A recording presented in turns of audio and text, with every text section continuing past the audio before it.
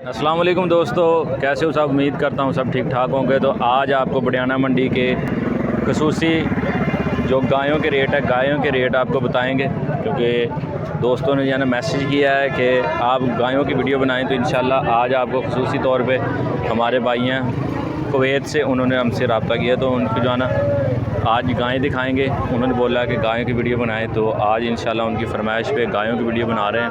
तो वीडियो को शेयर करें, लाइक करें। अगर चैनल सब्सक्राइब नहीं किया तो चैनल को सब्सक्राइब कर लें। देखो माशाल्लाह खूबसूरत गायें। आज की वीडियो की अनमोल तो गिफ्ट तो माशाल्लाह भरावां नूं गिफ्ट विखाण लगे हैं। वेखो तो रखने वाली घर गाय तुम चेक करते पिछे दी की लाला बच्छी। तो माशाल्लाह की डिमांड है तो बोला किन्ना दा किन्ना दुध दे 25 किलो माशाल्लाह 25 किलो 3 टाइम चवाई है माशाल्लाह। तो किन्नी डिमांड आखी सी 3.5 लाख रुपये डिमांड इसकी खीरी माशाल्लाह। वेखो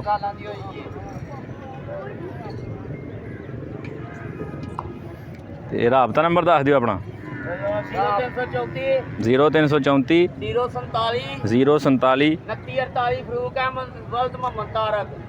29 0300 कौम अंसारी 0334 047 29 48 फरूक भाई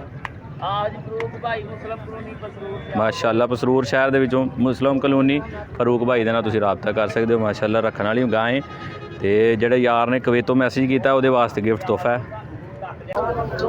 वेखो माशाल्लाह खूबसूरत गाय, खूबसूरत गाय वेखो किड्डी सोहनी माशाल्लाह।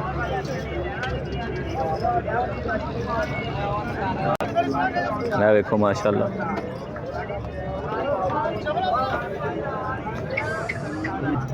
1,80,000 रुपये डिमांड है भाई।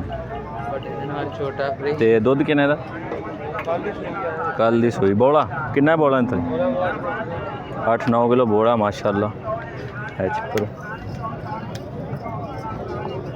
1,80,000 रुपये डिमांड है भाई दी। राबता तुसीं कर सकते हो। नंबर दे दिओ